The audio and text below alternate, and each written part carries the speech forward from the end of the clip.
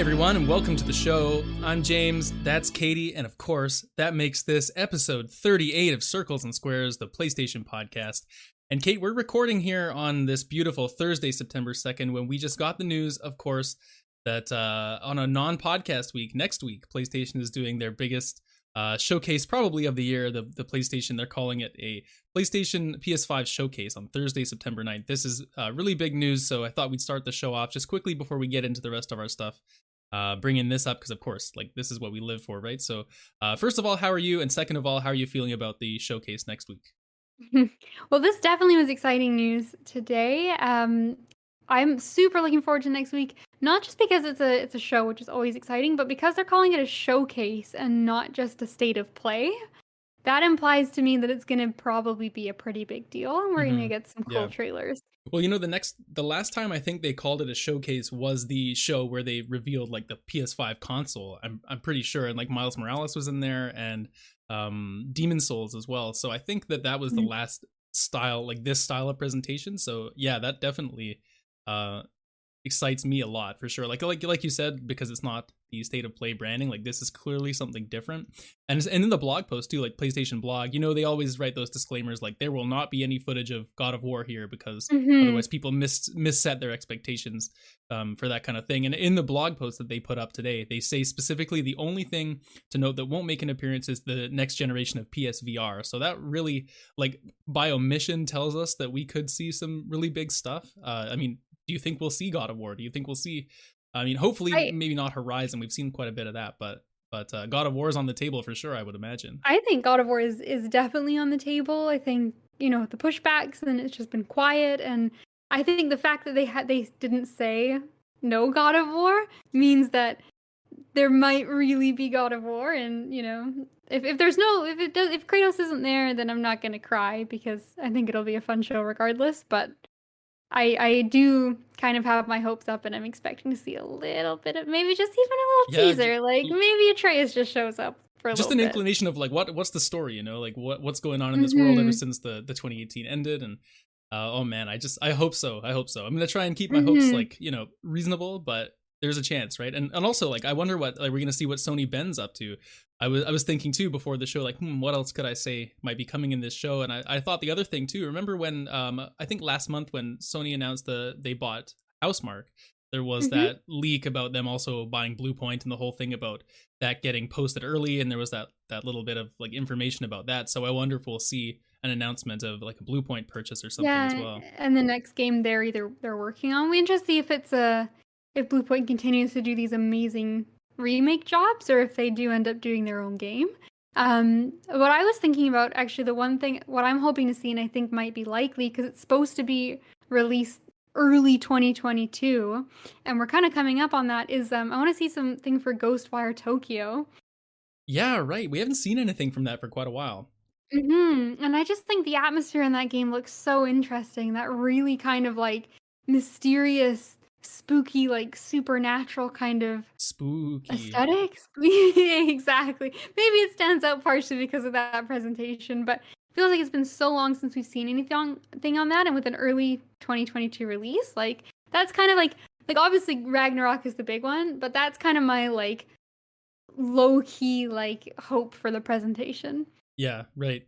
Well, we'll wait and see. It's not too far away, only 1 week. But until that time, Kate, we do have a lot of other stuff to talk about. I guess we should mention quickly too, like I said at the start, I think we are going to plan to do a bonus episode covering that showcase, just because it falls in our off week. So look out for us probably sometime on Friday, the day afterwards, getting our thoughts up on that showcase. But for now, Kate, why don't we move along into the show for today? Of course, we will be talking about the games we've been playing over the last couple of weeks. And then for the second part of the show, we're doing a two-part show today. We're going to go over the news, which includes the PlayStation Plus games for September 2021, and then our impressions on Gamescom, because they did opening night live last week with Jeff Keighley on another amazingly beautiful stage that he always just seems to one-up himself on, like the presentation effects of that. So we'll go over the big announcements from Gamescom and kind of what we thought about that.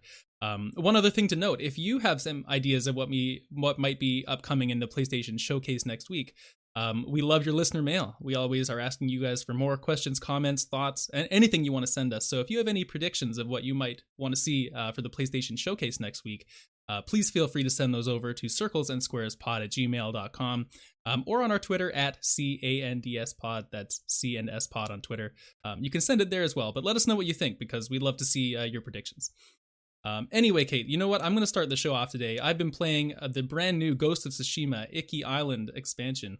And, we've talked about Tsushima a lot on this podcast, whether it be about the game itself or our experience with Ghost playing over with the Loud Thumbs guys. And I think it's safe to say we're just pretty big Tsushima fans at this point. And so I was very excited for an excuse to go back to more of the single player of what it has to offer, because I got the platinum on the base game, and so I kind of just had run out of stuff to do, to be honest. And so Iki Island, I went in with pretty high expectations based on the base game and everything. And you know what?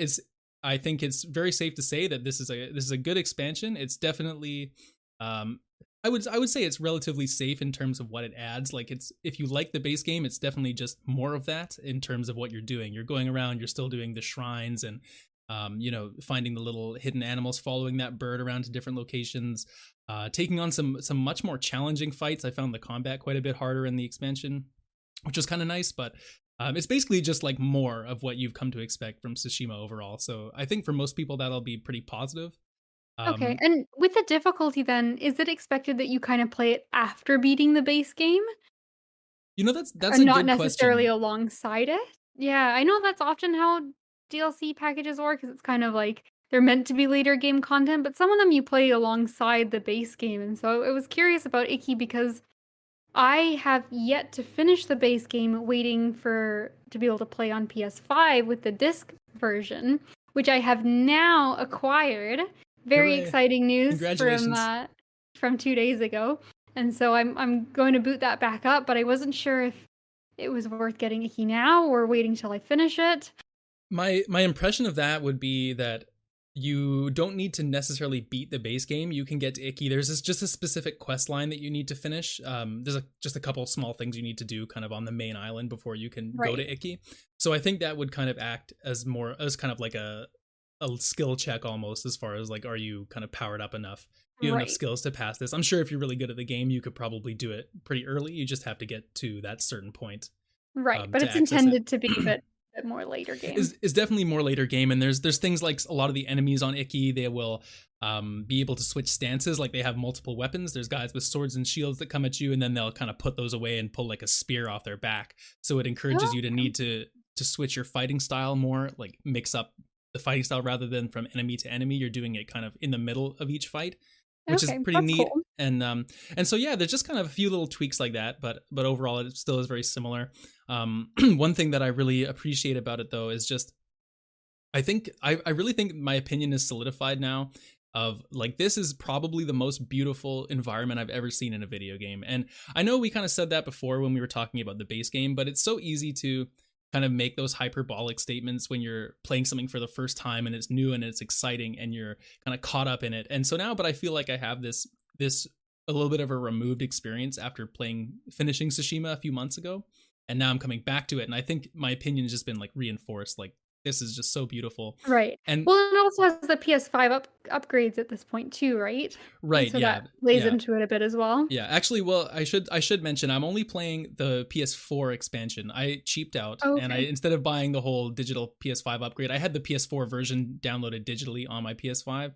So I just upgraded that for the cheapo price. So I don't actually have the top experience, but I can still vouch for it. It is amazing. If it already looks that good with the PS4 version, then you're solid. Yeah, definitely. And I mean, it's just, I feel like Iki Island has such an expanded color palette. There's a lot of places, like there's this place along the beach when you first land, and it's this beautiful white rock and the color of the ocean juxtaposing in like this bright, vibrant blue. And I was just like awestruck by the contrast of those kind of colors. And then you move along, and there's some areas that are a lot more green and like buildings that have been covered by different plants, and it's just a very different landscape than a lot of what you saw on the original island. And so just seeing more ways for them to incorporate the color scheme and the feeling of this world is just like, I could just walk around in a walking sim of this place, and I feel like I would be so happy about that. but yeah, I mean, what I spoke a little bit earlier about like what you're doing on this island. A lot of the challenges are the same, but what I think really stands out in this game is the narrative of what's going on. And so I'm gonna talk about it just a little bit, but it's not gonna be overly spoilery or very spoilery at all. Like I feel comfortable saying what I'm gonna say. As we know from the trailers and what we've learned about this before, kind of the main reason you're going over to this island is because there's a new antagonist called the Eagle who's come, and she's kind of like a mystic. She's a warrior, but she kind of deals with poison and you know, a little bit of that shifty stuff too, kind of like Jin. And it's interesting because when she arrives to that island, she's kind of fighting the inhabitants there. A lot of raiders live on the island, and you begin to have some things happen which makes Jin question more of his past, because this delves into kind of his relationship with his father. And so what kind of happens is you get a dichotomy between how the samurai viewed Jin's father as like he was known as the Butcher and he killed a lot of raiders on the island and did all this huge war. But as you get to know some of the new characters they introduce on Iki, they sort of present Jin and the Sakai clan and Jin's father from the opposite viewpoint of like, hey, these were our people and we didn't view ourselves as bad. And then Jin's dad was the Butcher, who is like, you know, killed a bunch of our people. Right. And he's so, no longer a hero. He's like a villain in their eyes. Exactly. And so it's kind of interesting to see like what Jin remembers in Jin's relationship with his father juxtapose and kind of get turned on its head by learning this other side of the narrative. And all the while you're learning things about Jin himself and some other people on the island. But just that kind of duality of viewpoints that the game presents with the story it's telling, I think is very valuable, and it fits into the story of Tsushima so well. I feel like a lot of DLCs struggle in terms of it's like, oh man, this game was really successful. What's a story we can invent to kind of tack on and you know, give you an excuse to go buy the DLC?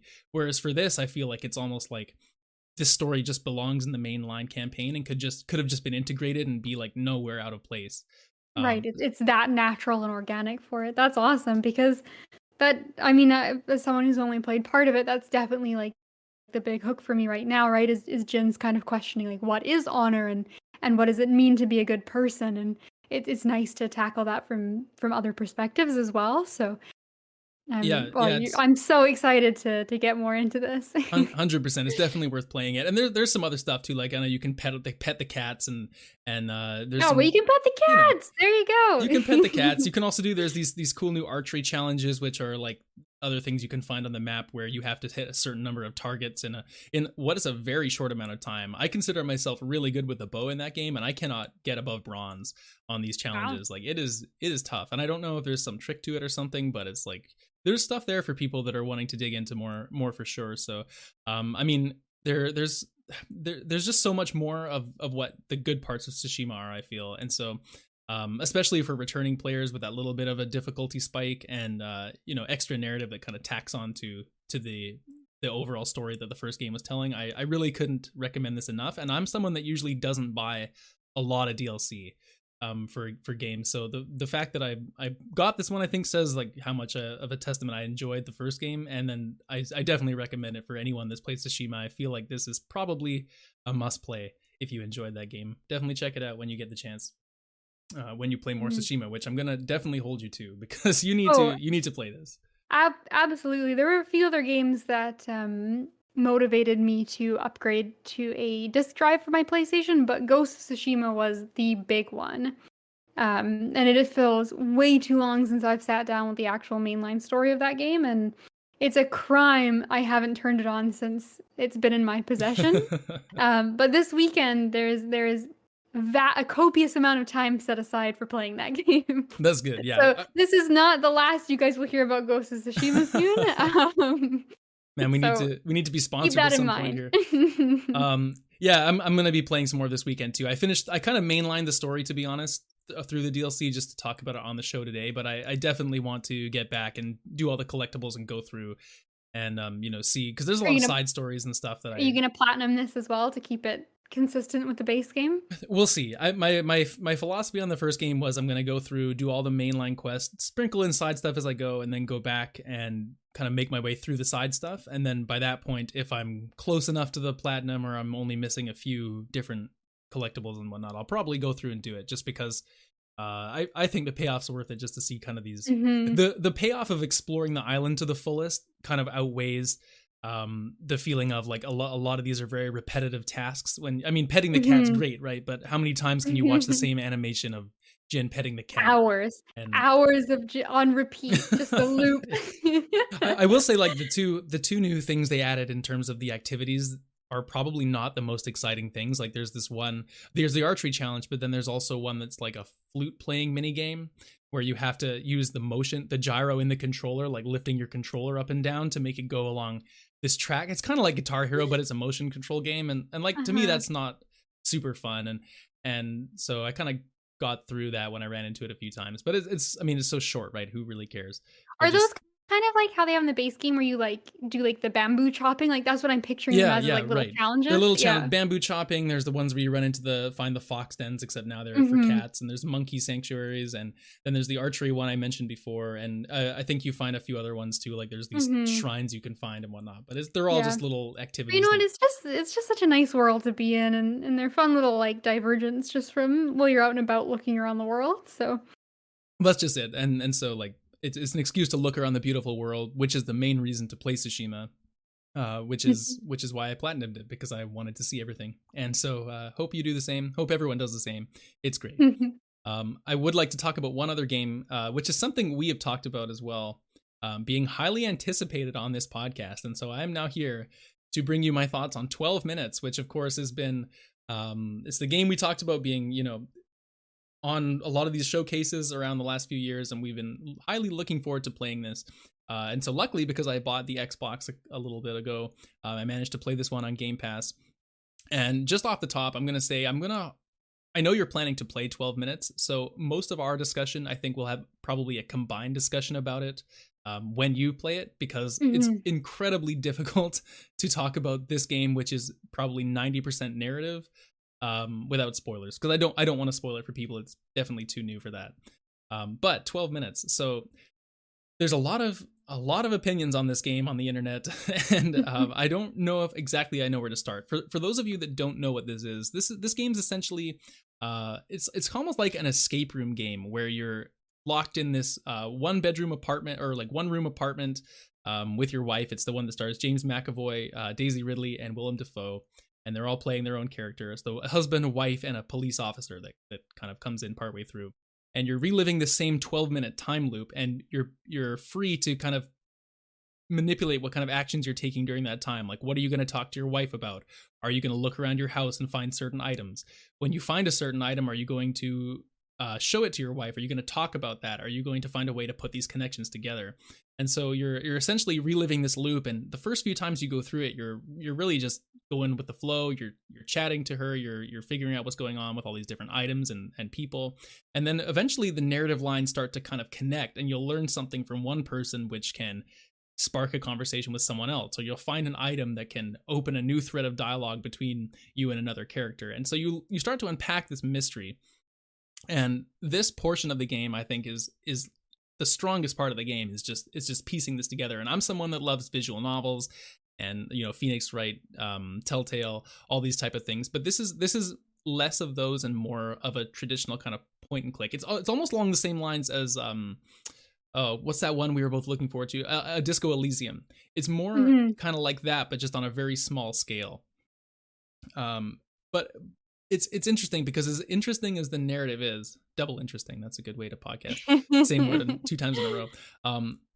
It's not backed up by having very cooperative controls. Like, the whole thing is basically just you're literally clicking with a cursor on the screen, and so you oftentimes have to, like, your character maneuvers around things weirdly, or like gets kind of stuck, and if someone's walking along a path that you're trying to go through, they kind of collide awkwardly and have these weird interactions.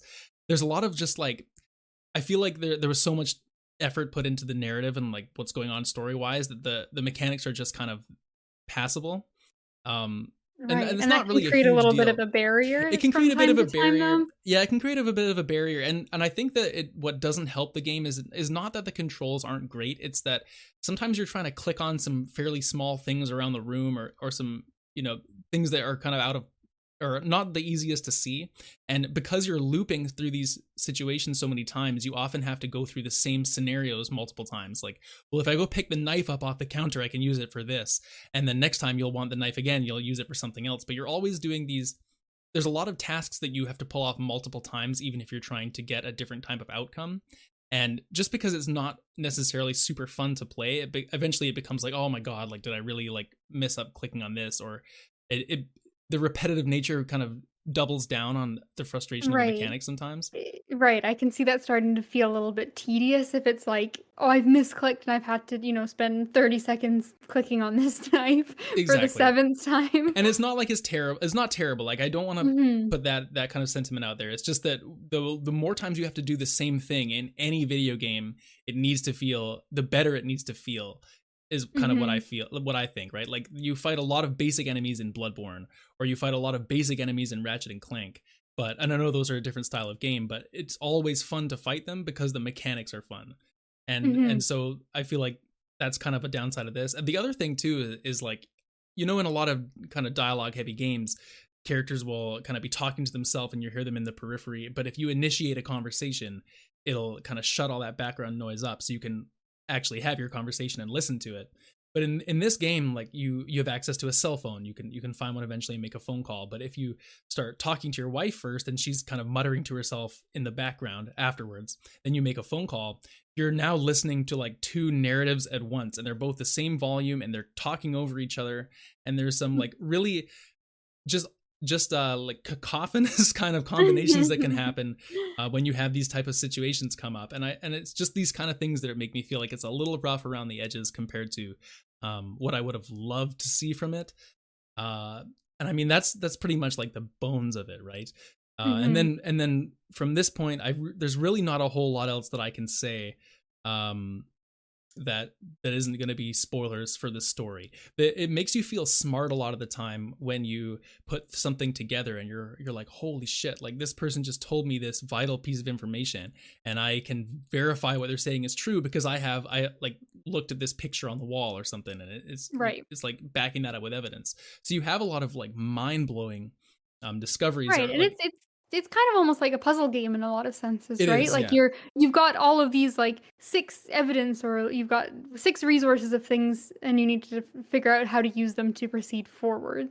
Exactly, yeah. And it gives you those moments of like, aha, yes, I am smart, I figured this out. But then it also sometimes has that, classic Phoenix Wright problem of, oh shit, like I know what I'm trying to say here, but what item do I have that I can show to this person, or like how do I prove it to them? And so that kind of leads to that, like you have to do sometimes more loops than you would want because you know what you're trying to do, but you didn't know how to execute it. And then you're kind of looping through the same thing again, and then the mechanics are like, oh my god, why is she talking while I'm on the phone? And all these kind of things happen. And so it's the mystery is great.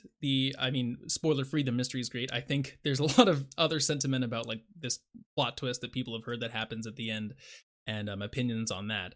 I definitely have some strong opinions on the plot twist, but I will not talk about it until you've played the game, because I think it just makes the most sense that way. So I would say, in summary, about 12 minutes, I'm really glad that I played it. I think it has a lot of good stuff in there, but definitely if I was to say how much I've been looking forward to this concept, especially given the cast and from it's like an Annapurna game, and everything I played from that publisher, I've really enjoyed. I don't think that overall this game met the expectations that I was hoping to have with it. Although I would say, like, if you're curious, I'd still play it, but definitely don't go in expecting it to be like, a incredible experience, because I think it has a lot of difficulties alongside the good stuff.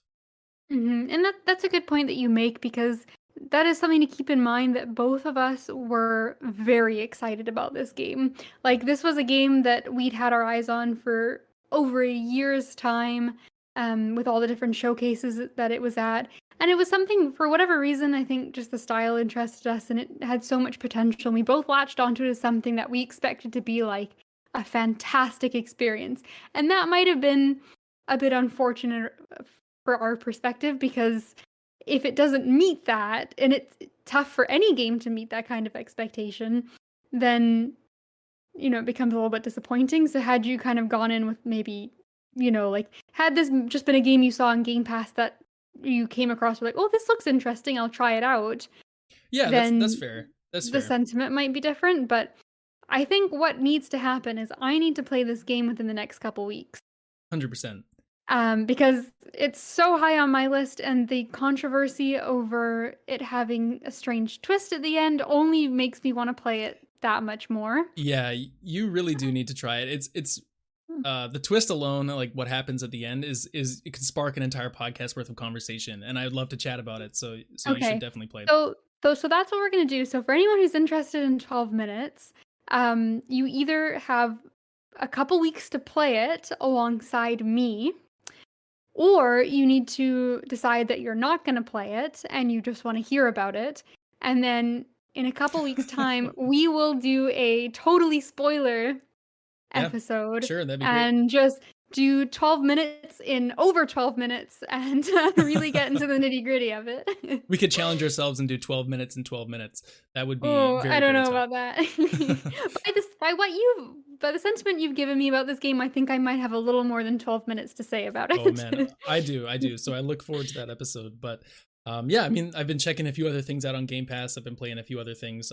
Symphony of the Night, I've been at for like 3 months now in little bite-sized chunks. So I'll talk about those more in the future. But for now, I would love to hear about what you've been playing. All right. Well, I've got so many things going on right now. I feel like I've just started so many games that eventually I'll get around to talking about. But I want to tell you about a game I actually just finished. And so if you remember back, I had been playing Resident Evil Village when the game was new. And for whatever reason, I'm playing with a couple friends, and for whatever reason, we just kind of fell off of it. And it had been like maybe even 2 months that we hadn't played. And we're like, you know what? I think we're really close to the end. Like, we got to sit down and finish it. I think that's what you said on the podcast last time, right? Is like you wouldn't be surprised if you were pretty close. Yeah, and so earlier this week, we sat down for 2.5 hours, and that was the end of the game. So we were kicking ourselves, like, why the hell did we leave it for so long? But I finished Resident Evil Village, and so kind of want to talk about it just because last time when I spoke, I kind of had this feeling that the game was sort of like a greatest hits of different types of like Resident Evil or horror games. Like, it's split up into sections, and they're all quite different from each other. And so I was curious what the last final section was going to be like. And I have some thoughts on it. So this is going to be like, I guess, some spoilers for the game. I'm probably going to spoil how it ends. Maybe some story stuff and just some like gameplay things at the end. The game's been out a while, and also like I think like it's a game that you really can't take seriously. Like the story is like it's crazy. It's over the top to the point where it's just stupid, and none of the characters you can take seriously at all. Like they say the dumbest lines. Like I don't know how anyone like if you whatever. I mean, if you're maybe a big Resident Evil fan, but like, and to be fair, I guess I'm playing with people and we're kind of making jokes and we're doing that kind of atmosphere like when you're watching a horror movie and you just make fun of it the whole time. So maybe part of it's on us. It's a different experience. But like Ethan is the dumbest protagonist of all time. Like he's just an absolute idiot. Like just 1 second for everyone listening. For those of you that want to miss the spoilers for Resident Evil, if you go to the time codes on the episode, I will have the time code for our next topic after this. So you just feel free to skip ahead. Yes, feel free to skip ahead. But honestly, like, it's just fun to make fun of Ethan for a little bit. So we're gonna get into that. He walked into like a cave, like a dark cave, and turned on his flashlight. And I don't know the voice actor, what's up with this guy? But he walked in and he's like, it's dark. Like, yeah, fucking course it is, Ethan. And like, when you fight the enemies, they're just spouting the like most ridiculous, like, I'm 12 and very badass lines. Like one of the guys you fight just literally yells like, I'm the best as you're fighting him and stuff like that. And it is really strange. But yeah, we played through the end. So it kind of starts out, the first section is the castle that everybody knows about, that they did all the marketing for. And the castle was cool. It's probably my favorite part of the game. It felt the most kind of like what I expected from a Resident Evil game at the very least. Like you're kind of got a big area to explore. There's an invincible enemy that is patrolling and you have to kind of get around them. So that was fine. The second section was like the horror section where you lose your weapons and it's genuinely actually scary for just that moment. The third section is, I don't know, it's weird. It's a blur. It's a blur. It's a blur. Third section's a blur, but the final section is, I guess, more just like action oriented. You play kind of through this factory, and it's sort of these like big looping levels where you're doing some puzzles and fighting some like relatively difficult enemies. They're pretty cool. Like they all kind of have a puzzle that you have to beat them. So they'll have a spot that they're armored, but if you shoot them in a specific spot, it can damage them. But they try to cover it up, so you need to kind of come up with some interesting ways to get them to uncover themselves, whether that's like use a mine and kind of blow them up and stun them, or if you just sort of bait them around and take clever shots when you can. So I think the final section was pretty interesting, and I thought it was fine. But what's really neat is the climax of this game is probably really cool if you're a fan of the series. But I think as someone who jumped in at 7 and is somewhat familiar with Resident Evil just in terms of how popular the series is and knowing some of the quintessential characters and kind of just some general things about it.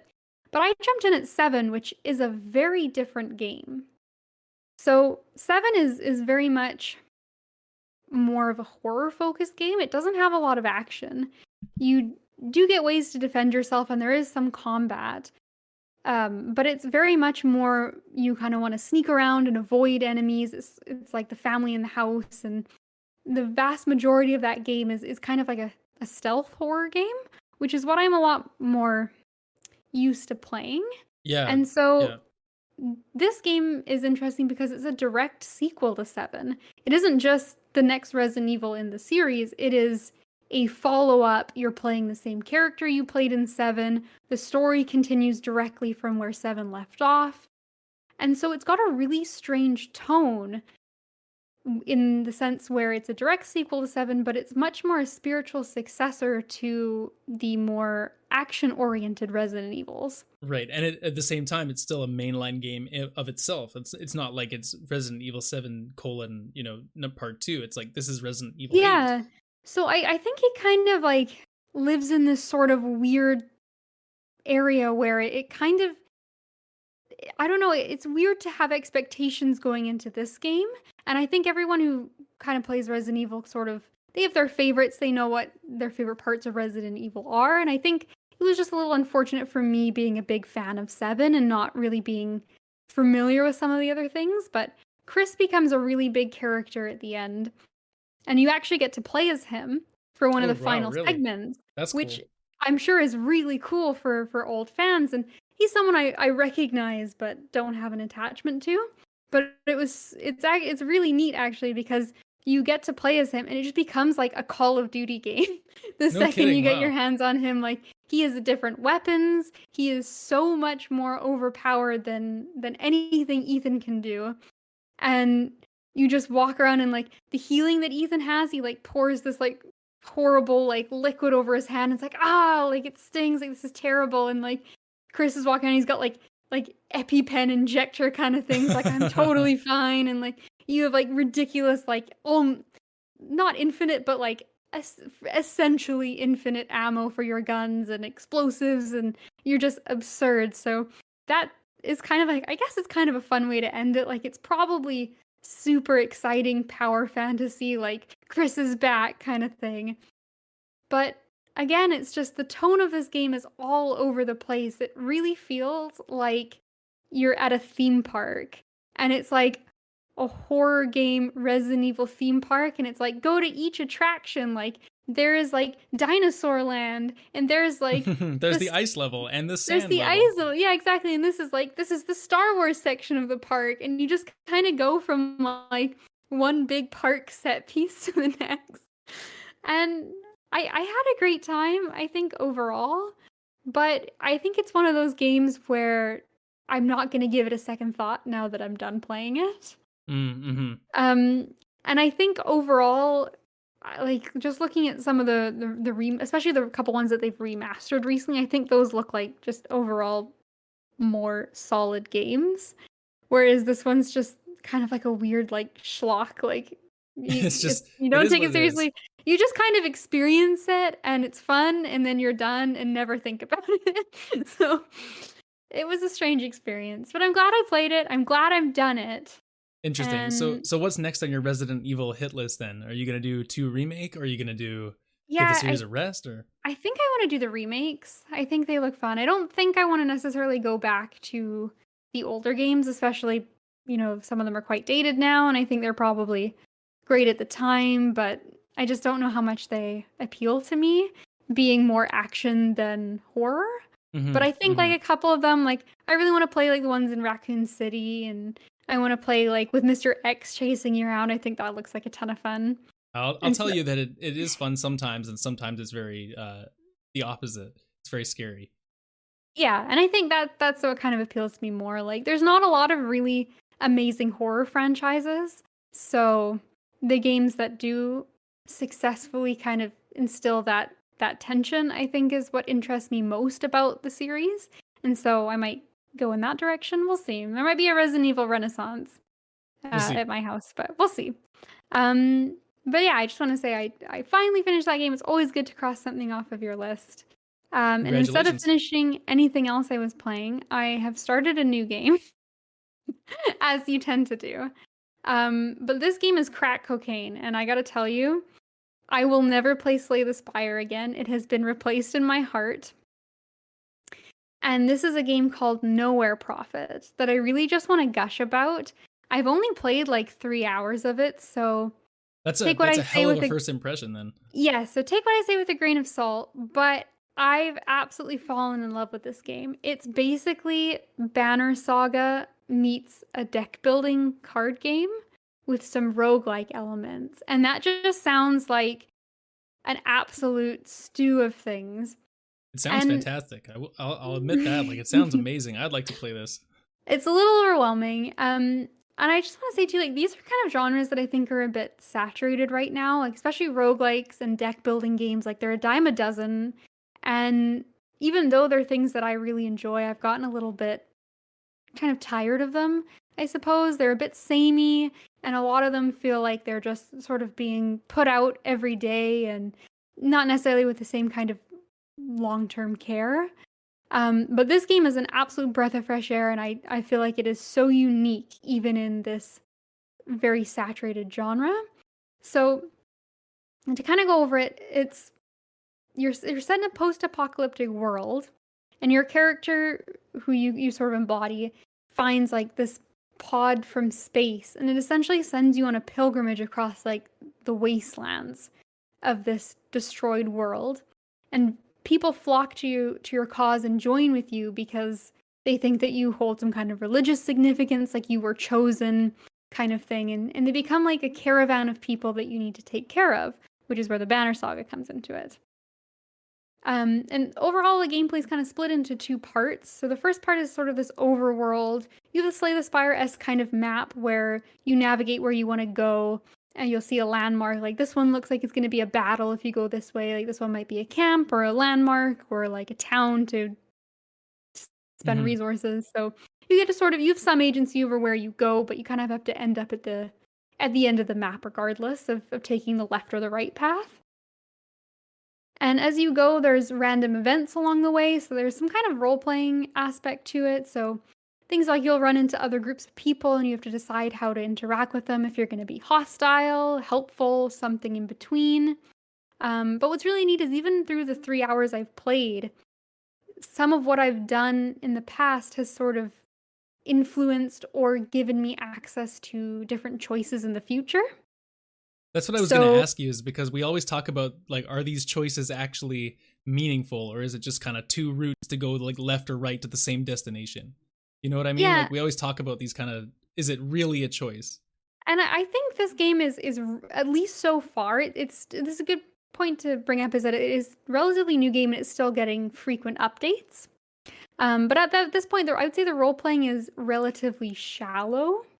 But it does matter. Like you can kind of choose to go down a few different paths. So, for example, like if you are very helpful, you get altruism points, and you kind of give a score of your altruism. And so there's certain times I've come across like you are locked in or out of, or you have the additional choice to do something if you're altruistic enough. But if you haven't been up to this point, then you can't do that, and you have only two other options. And it's the same kind of thing, like you can kind of become a bit more of a zealot and really go down a religious path, and that changes things. So I think it's relatively light. Like, I don't know necessarily how much it's going to change how the game feels, but it definitely at least is interesting to see different choices pop up. And because a lot of them are sort of random, or they seem, well, not necessarily arbitrary, but like you're not expecting them, it is kind of exciting when, for example, you come across someone and it's like, oh, we can sneak by, or we can fight, or if you have like Tom in your party, Tom can go scout it out because he's a great scout. And like Tom's just some random guy you've recruited, and you wouldn't ever know that he might be helpful later.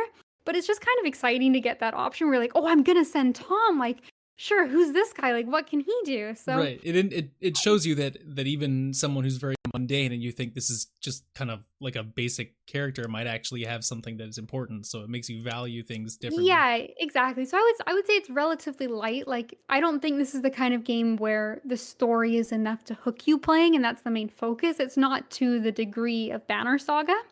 And also, it's not like it's a set story either. It is kind of like randomly generated events. So they do need to be kind of like self-sufficient on their own without being, without having the benefit of knowing what you've done in the past. But they're still like slightly more interesting choices than something like Slay the Spire, where you're just sort of clicking through dialogue to get to the next fight, because that's not an area of the game that's worth engaging with. So this game has that, and it's kind of interesting. And then along that too is a little bit more depth gets added to it with a resource management. So you need to have enough food and enough hope to keep your caravan going. Otherwise, you will starve to death, or your people will just give up, and they're no longer interested in just following sit and you. eat all the food and give up on eating. So that's exactly. They're only going to stress eat. It's going to make the food situation worse.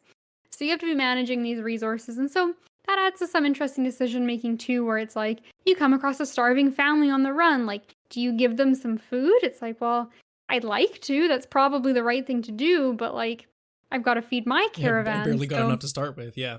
Exactly. So that kind of adds to some of the decision making. So that's kind of half of the game, but probably the more developed half of the game is the combat system, which I think is fantastic.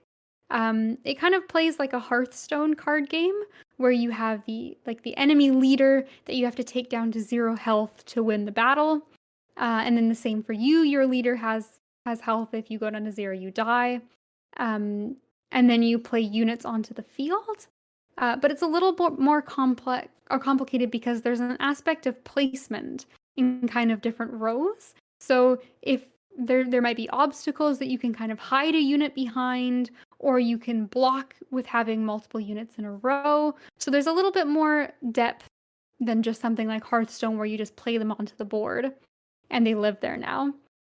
But what's really interesting is it kind of ties in with the other aspect where all of your units are your caravan followers. So that family you might have fed earlier might have joined your caravan if you'd fed them, and then they could be a new unit. Eat that up, you little now kid, have. You're going to war.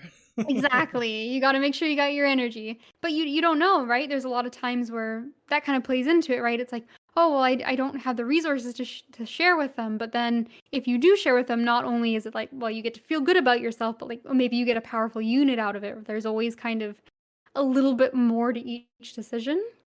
And this ties into kind of the tension of the game, is that whenever a unit is defeated in battle, they get wounded. And when a wounded enemy dies, they're gone forever. They're dead.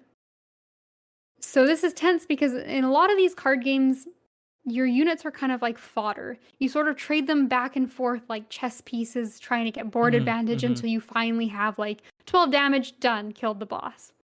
But in this game, you don't really want to do that, because then they're not around for the next battle. So you have to kind of always be thinking about the long term and not just each individual scenario that you're in. So is it better sometimes, like, can they attack your character without attacking any of your characters on the board? Sometimes the enemy will do that. But the problem there is that your character's health stays consistent as well.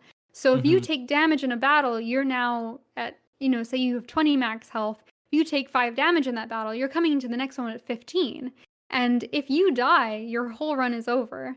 So This sounds so awesome, but so stressful. it is a little bit stressful. The stakes are just, they're so high, and you're constantly making these decisions like, is it the short term worth it, or do you kind of take a risk for something to work out better long term? And it's got some systems that balance it out nicely. There are ways to heal.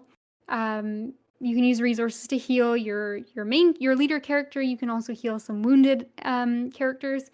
There's also a system of empowering your units. So whichever unit gets the final blow to whatever leader you're fighting gets empowered.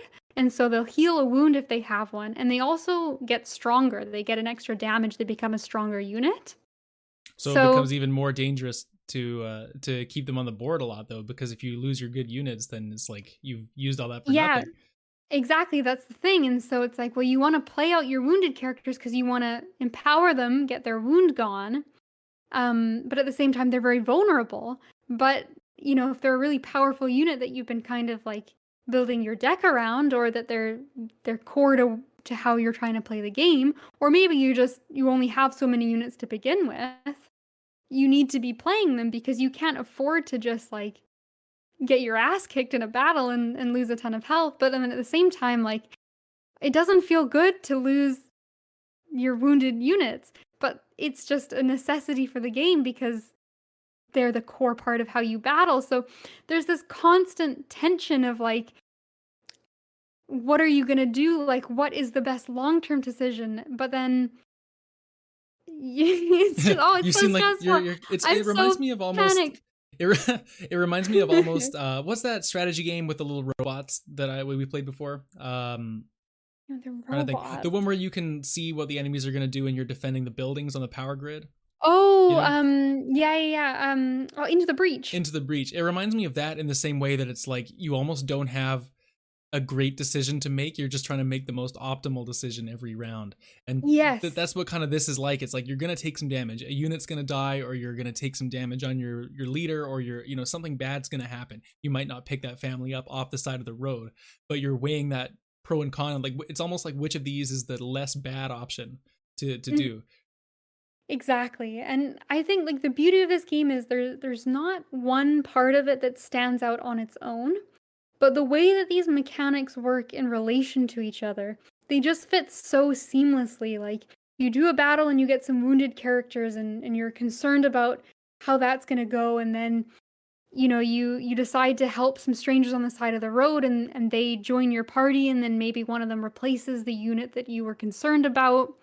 And then you go to town and you can heal them up, and then you can recruit new followers, and you're constantly getting small little upgrades and changes, and you're constantly on the fly adjusting what your strategy is, which I think is what interests me the most. I find that I tend to get bored of card games because they feel so similar to play them. Like, I find I go through a phase where I love a card game for a week, but then I'm tired of playing the exact same deck every time. Same deck versus the same few archetypes of deck you run into, right? And it's just exactly. the same match.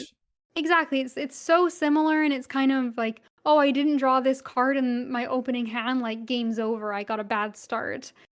But with this game, like, there's a stake, and it isn't just about how quickly you beat the match, or like, did you get your perfect opening hand? It's making little micro decisions every turn. Like, what is the best way to do this where I have the most minimal casualties and I come out victorious, but also mitigating my losses?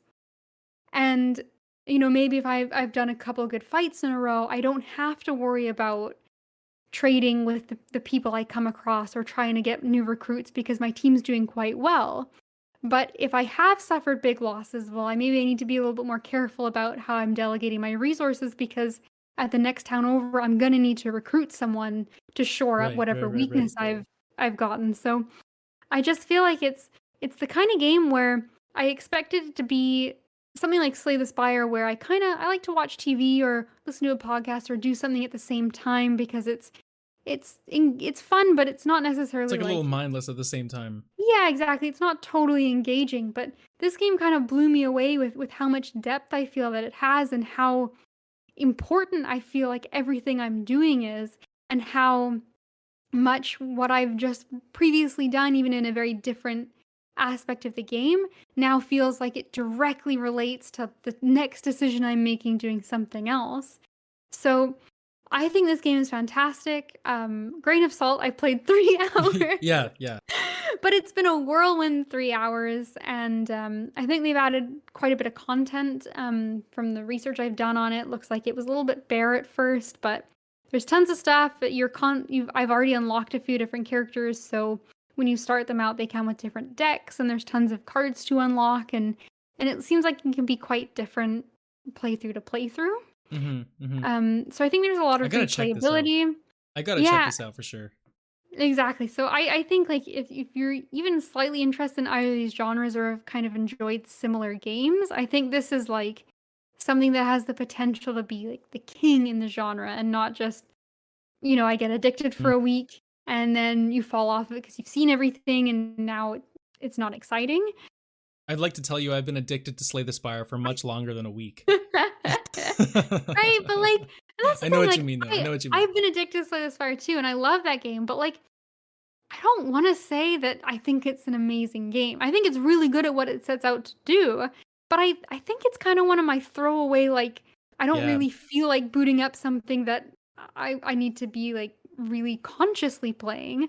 Whereas this game, it's nice to have that kind of genre that I find kind of more of a comforting, like, relaxing game, but also like it's cranked up to 11 where like the second I'm not playing, I'm still thinking about it and like, oh man, if I could just get a unit that does this, or like, I wonder what would have happened if I would like not fallen for that trick I fell for earlier, and like, I feel like I definitely need to play this one for our next when we do our updated combined best games of all time list, because this is going to be a contender for sure. It has potential. I think it's just got a lot of like Katie things written all over it.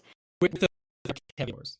With a 3 hour, but the other thing is like I think in this game also has the benefit of being like the opposite of 12 minutes, where I didn't know it existed and just stumbled across it because a friend was like, "Oh, hey, I got this game in Humble Bundle. You should check it out." And I didn't know it existed, and it was immediate love at first sight. It just slapped you across the face, and it's like, oh my god, where have you been all my life? Exactly. It was like, oh man, like this is a bad time to have gotten that new PlayStation. So yeah, it's called Nowhere Prophet. I'm sure I must have said that, but yeah. I mean, I'm just, my mind is in a haze right now. I'm so concerned about what I've got going on. Oh man. But okay. Nowhere Prophet, check it out. I think it's on Switch. It's definitely on Steam. I will. I'm gonna look into this for sure, because I saw a little bit of it and it's got my attention for sure. So it's also very pretty. It's a disservice not to say it. It has a very nice art style. It's a very pretty game. The music is also quite nice. All right. Well, that sounds good. How about we take a quick break? You can go play a round of Nowhere Prophet, and we'll come back in just a second to get into the news, including PS Plus and our Gamescom Opening Night live reaction. So please join us again in just a minute. We'll be right back.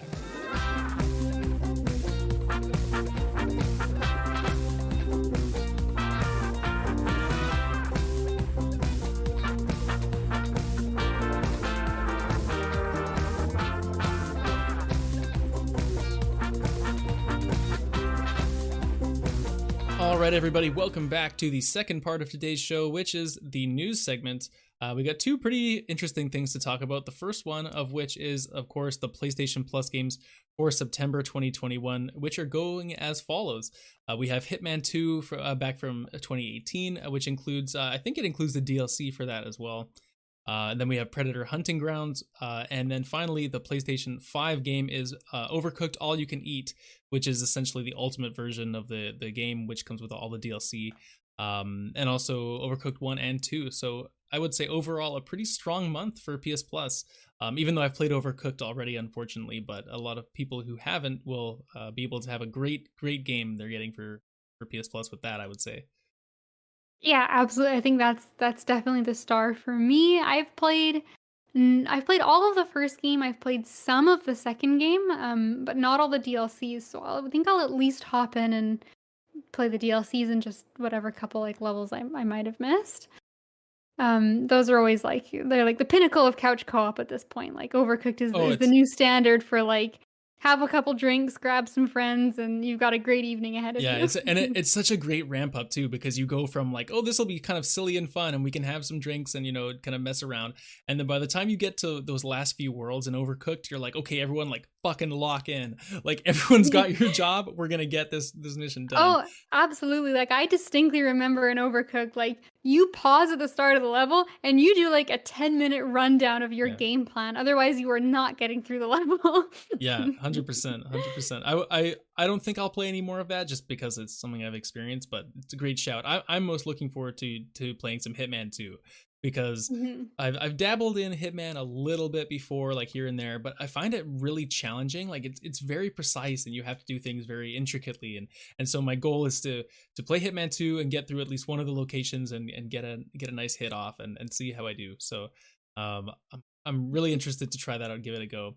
I don't Yeah, know, like, if you've played much Hitman, but I haven't played any, and Hitman's a weird series. It's a series I really respect, and I understand why people like it so much, but there's just been something about it that just never quite interested me. I don't know if it's just it's got a lot of I guess it's more of like a puzzle game more so than anything with yeah, it figuring out really how to is. get past guards and get into certain areas, get the right disguise you need, but it always kind of looked a little bit slow and just something that I feel like I wouldn't get super invested in. But that being said, like I think they look like good games, so I'm curious to give it a shot just to have the opportunity and see if maybe I kind of have a weird misconception of how I assume I'll feel Mm-hmm. about the games, but I don't know, Yeah, they've just never really like motivated me to play them, but I mean, they're how definitely can an you acquired taste, I would say, yeah, but but I mean, how can you say no? It's free on PS Plus. I might as well give it a shot. exactly. We'll see about Predator Hunting Grounds. I mean, I think you need like a full team of like 4 people plus one for the Predator, so that's 5 people. That's already a I guess it's an easier ask with PS Plus, but still, it's a lot of people to organize, and we'll see. Maybe I'll get around to a match or two of that, but we will talk about those games on the next show. Hopefully, a lot of Hitman, funny stuff may happen in Hitman, so maybe we'll share a story or two. We'll see. But the bigger section of today's news segment for us, Kate, is going to be going over what everything was announced at Gamescom's opening night live last week. We had a lot of announcements back at the end of August, just at this Jeff Keighley show, kind of the big I don't know, big E3 post E3 news dump. I mean, there's always something big coming up after there's like a game event every couple weeks, I feel. But Gamescom, a lot of announcements, a lot of big stuff. So I think the plan here is just to go through everything that was shown off one by one. If we've got something to say about it, we'll kind of recap it just in our traditional way and maybe have a quick chat. But I would say overall, before we get into it, like I thought this was a really great presentation. It was moved really quick. It didn't have a lot of really slow parts. I mean, maybe towards the back half, it wasn't quite as thrilling as the first bit, but I overall thought this was just a really fun show to watch. And like if there was more shows like this one, I think the people would complain a lot less. I think it was a great presentation. I think Jeff Keighley is fantastic. I was already a fan of him, and then when I saw how excited and giddy he was about talking about Elden Ring, like he's It just sealed it. It sealed skyrocketed it. to like he's just such a precious person. And what I like about him too is he's a host that is just so genuinely passionate about showing off games and getting excited about them. So I like watching whatever he presents, and like you said earlier in the show, that stage he's got is so incredibly Every cool. time. It's just better every time. Exactly, and so I just like getting swept up in these events. I think there weren't a ton of things that stood out for me personally for games I'm looking forward to and think in the future I will pick up. But it's just fun to watch these showcases and see what kind of cool stuff is coming out. Yeah, and Jeff's stuff really now is like the only place where you could really see announcements from like legit anyone, right? Because like PlayStation and Xbox and all these other companies do their own thing and they have their own like state of play or different showcases specifically for their brand. But Jeff's stuff is like you can get stuff from all those different companies all at once, so that's what makes them exciting to me.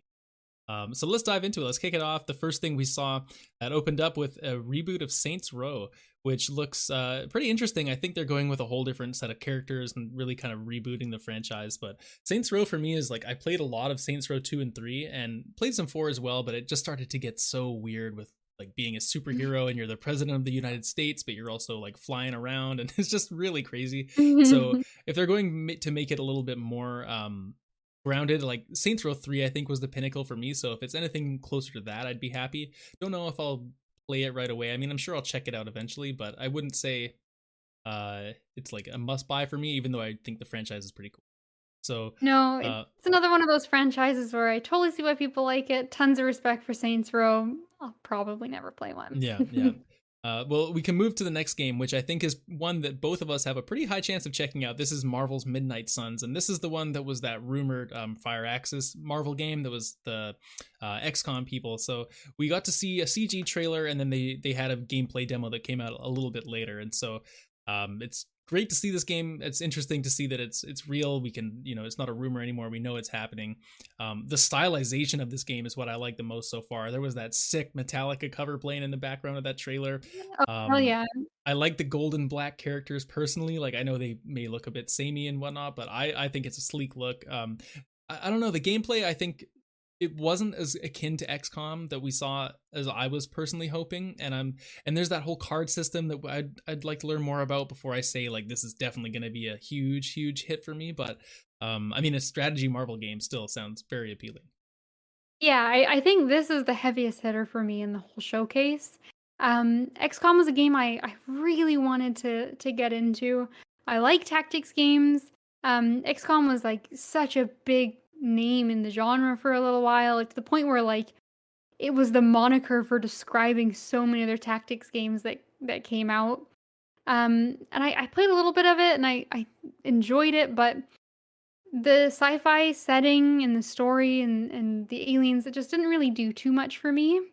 And I also think I typically tend to prefer games that the characters are a little bit more important, whereas XCOM, like, they're just generic soldier and you can name him whatever you want, but they're expendable kind of like faceless characters for the most part. It's more like up to you to name them after people you know or something to make it more interesting, right? Exactly. Yeah. And that's what I did, and it was kind of fun. And I think you were on my team and you were the one that always got injured. Like, you just kept like missing at the wrong time and like having terrible things happen to you. So that kind of like gave the game a little bit more life for me, but it just didn't hold my interest. So that style of game being repurposed into something like Marvel, where I have an affinity for some of the characters already, and there's by the sounds of it, there's some of that moments between missions where you go and spend time with various superheroes, like you go and grab a beer with Logan, and it looks really cool like that.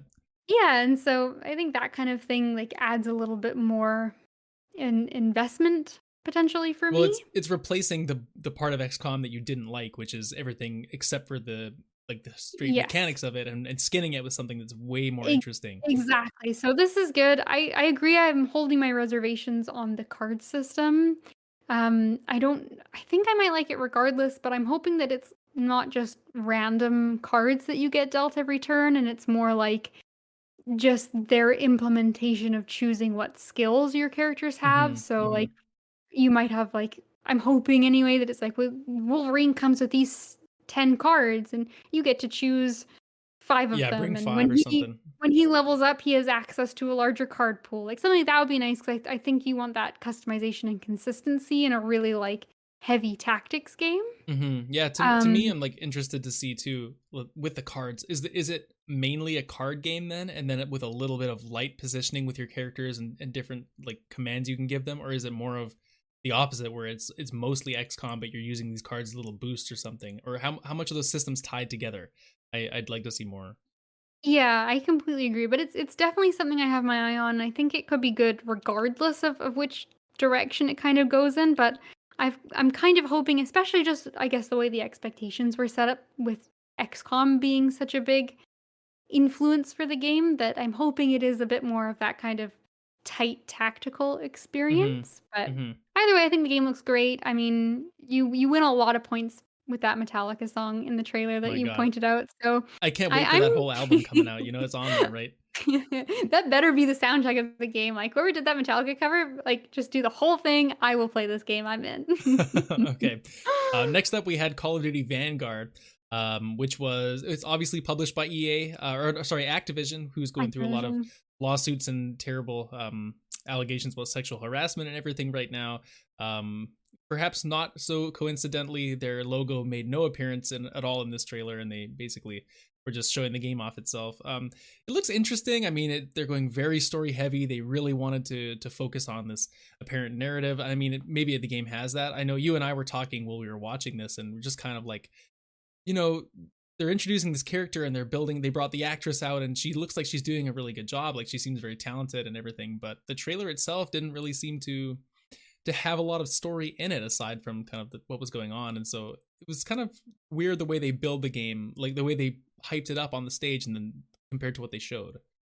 Yeah, it almost seems like, I don't know, maybe with some of the controversy that's been going on, but maybe they kind of changed directions with their trailer partway through, and it just felt like a little bit tonally strange. I definitely agree. Like they really wanted to, all the dialogue that they all the discourse they had around it was really focused on, like, having this female soldier and how important her story is and how much of a powerful character she is. And I don't doubt that that might be true in the game, but the trailer was just very much like generic war person, and they're like killing rooms full of guys, and it just didn't really strike me as something that was like a humbling, like, like civilian type character. So Yeah, there's or just a really little any bit of a, different than what's yeah, been seen before. exactly. So like a little bit of a disconnect, I think, with the trailer. But I mean, I think it's one of those things, you either know if you're interested in Call of Duty or not, and Yeah, I don't think necessarily that a trailer is going to change your opinion. we'll see I'm sure the story will be great and everything. I know it's written by some like a very diverse group of writers for the first time, which is new for that franchise as Hmm. far as I know. So that's definitely a positive for sure. So Kate, stop me as we go ahead if you have something to say about the rest of these. Now that we're past the few big ones here, but we had Halo Infinite up next with a trailer, more cinematics shown there. They also had a Halo controller, Halo Series X, Xbox, and kind of like this Xbox section here. That Series X looks nice.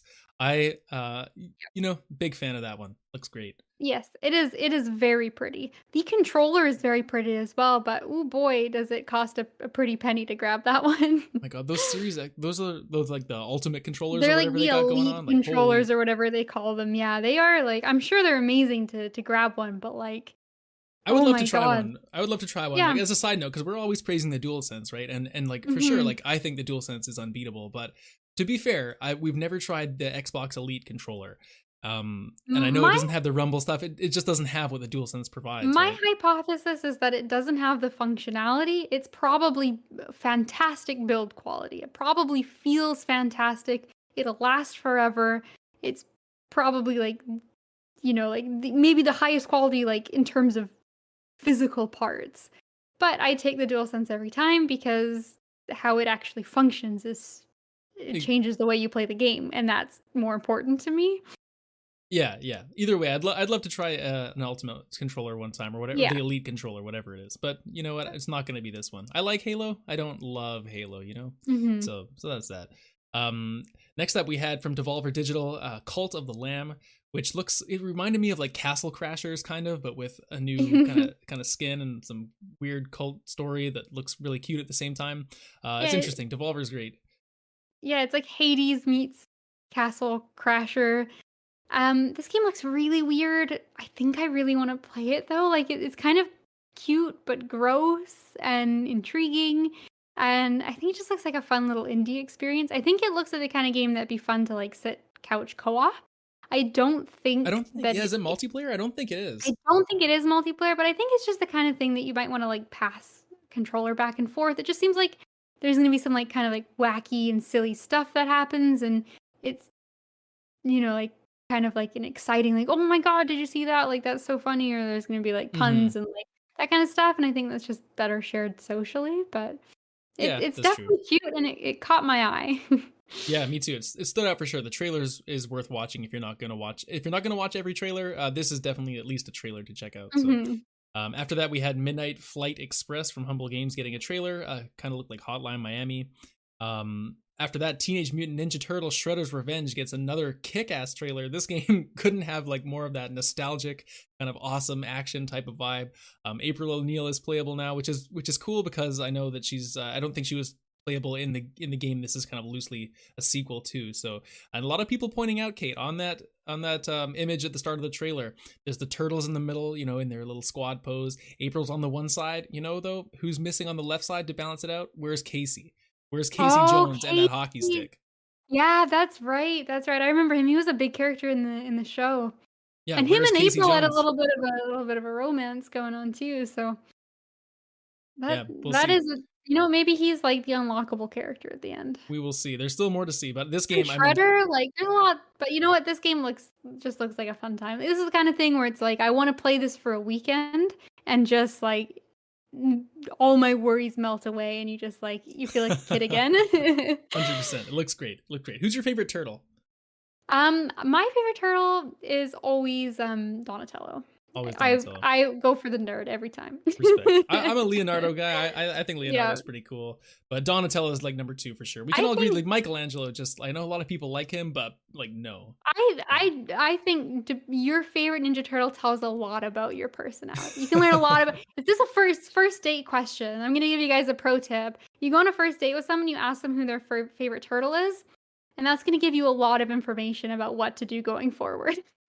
They're like, well, I'm kind of a party dude, so I guess maybe Michelangelo. You're like, Exactly. All right. So after that, we got Super Monkey Ball Banana Mania, which is apparently trying to assemble the greatest roster since Super Smash Bros. Ultimate, introducing Morgana as a playable character. Have you seen that since then, as of when we're recording, that they've actually also introduced Hello Kitty and also one of the playable characters from Yakuza into this game? So they're just like loading up on different characters from Monkey Ball of all things. But it looks great. This game looks fun. That is absurd. And this was the biggest surprise to me in the whole presentation.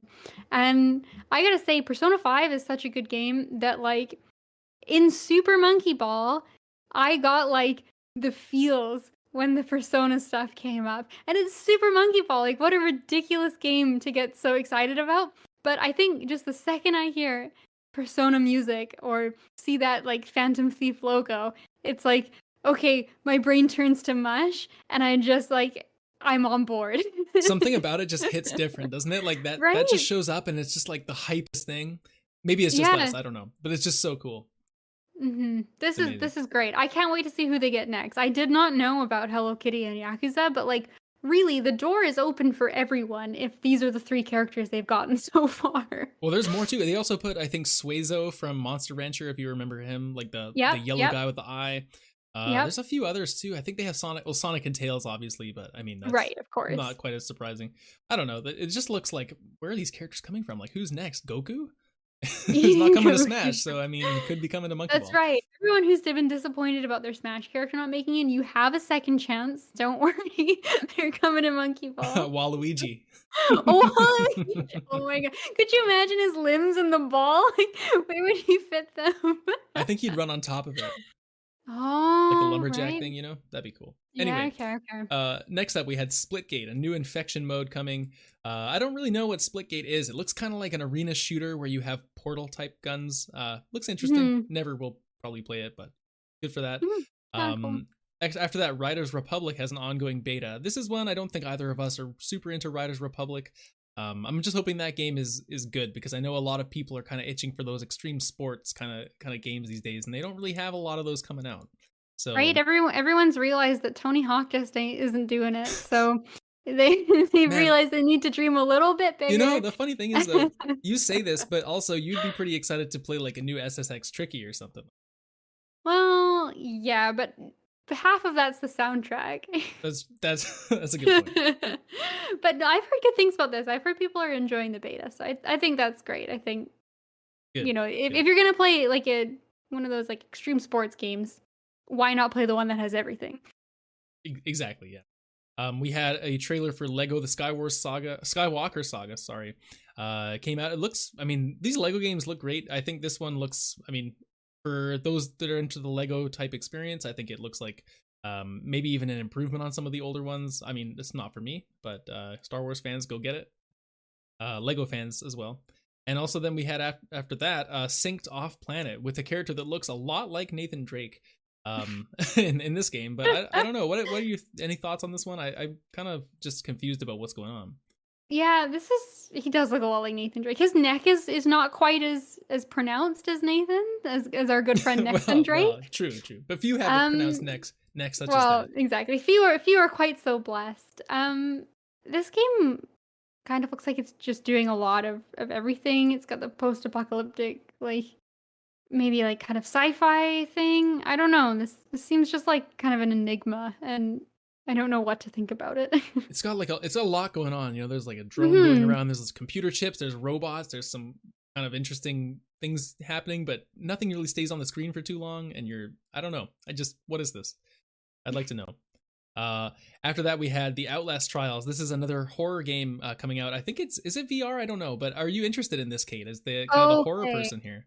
So this one has a funny story to me because I sent this to my horror game group, and it is like a co-op. It's a 3-player co-op Outlast game, and so my horror group is often there's 3 of us. And we just beat Resident Evil. We played Outlast together, the 3 of us, and so we're like, holy shit, this is perfect. But also, it looks genuinely terrifying. Like, doesn't it? Oh my god! I don't know how I feel about the safety of all having to like play kind of separately. So I think our trial is we bought Phasmophobia a while back, which is like a co-op horror game, and we have yet to play it because every time it's come up, I've been like, well, I'm not playing this on home by myself. I'm coming over and like bringing my computer and playing with you because I'm scared. So I think eventually we will play this just because we really liked Outlast. It's a great horror series. But I'm kind of tentative in the sense of like, holy shit, I'm so scared of it. It's definitely a group game, that's for sure. Like you were saying before, you play horror games with a group, it kind of changes that vibe. Like I'll tell you, like I would play this in a group. There's not a chance in hell I would play this by myself. No way. Not a chance.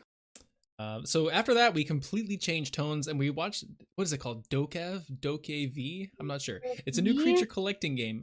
This one, I don't know, like I didn't remember it too well from when we watched the showcase, but looking back, I went and watched the trailer again, and this game looks just like some interesting take on Pokemon, and it's got these beautiful kind of, they almost look like, what are those Bitmoji characters, but like 3D you're controlling in this? Yeah, this one I really didn't get much of a sense of watching the show, and I went and watched some other stuff on it.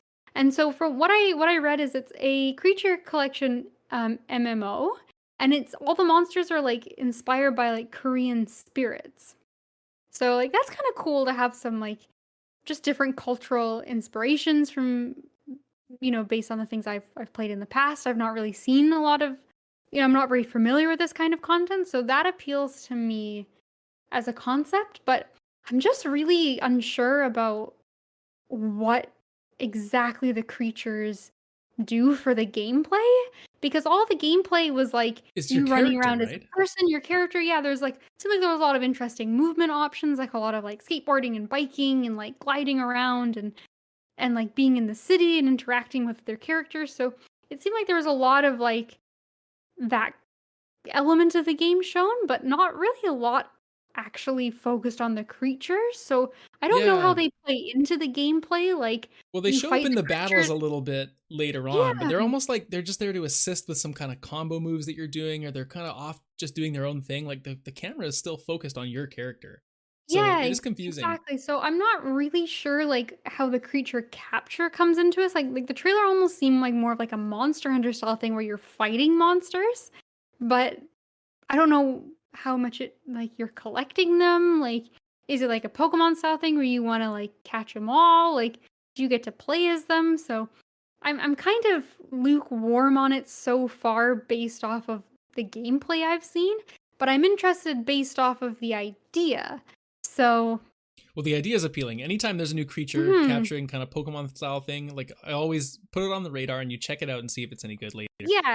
Exactly, and I like the mythology that I haven't explored much because it's exciting to see new things, and mythologies are always just incredibly interesting. Like they're some of the most like creative, interesting storytelling Mm-hmm. things Mm-hmm. ever, and like it's neat diving into it. You get to learn a little bit about a culture you don't know tons about maybe. So Yeah. I don't know, maybe I'll like is there a documentary I can watch on the game? Like maybe I'll We'll look read like the into it. wiki page for 6 hours, but Yeah, we'll see. well, I don't know about this one. Okay. So yeah, like I said, stop me if any of these catch your fancy. Jurassic World Evolution 2 got a new trailer. We got No a Jeff Goldblum this time. no Jeff Goldblum this time, sadly. Far Cry 6 gets a new narrative trailer. It's just, more we've seen a lot of Far Cry at this point. Blood Hunt is a new battle royale tied to the Vampire Masquerade coming out. Didn't really get a lot of this, I don't remember, but I mean, for those Vampire Masquerade fans, this could probably be pretty exciting. We got Park Builder Beyond, which is like a crazy version of Roller Coaster Tycoon. You can do some like giant octopus rides and like crazy things that you probably like wouldn't want to ride in real life. no, like totally impossible theme park. I've had many debates in the past with people who think that Roller Coaster Tycoon is superior to Zoo Tycoon, Get and out of it's here. not. There's no chance it is. It exactly, like it's just No wrong. chance. But I will admit that this looks like a really creative and fun take on that genre. So I think it looks like a lot of fun. I mean, I think the Park Builder looks a lot of fun. I think those characters were super annoying, and I would Oh just my want to go God. into this and go into like free play mode and see what the rides are. Yes, I I don't want to play really no hope type of it's story not. Yes, with I really those hope it's with not a those guys. story. Like, no. We saw some new stuff from Jet the Far Shores developer on Swords and Sorcery. Oh no, what is this? Swords and Sorcery. I'm misreading this headline now. New Jet the Far Shore announcement anyway, ahead of October 5th release date. Jet the Far Shore looks, I mean, it's kind of like one of those journey games, right? We've seen it already. And I'm interested to see kind of what the reception is, but I don't think it's really going to be something I'm going towards. After that, Horizon Forbidden West got a release date, which is going to be, as we expected, a delay to next year, February 18th. Maybe that's good for us, though. We get a bit more time to be good on our promise and play the original. So, for selfish reasons, maybe that's good. I don't know. Anyway, they also have a few more details on the PlayStation 5 version.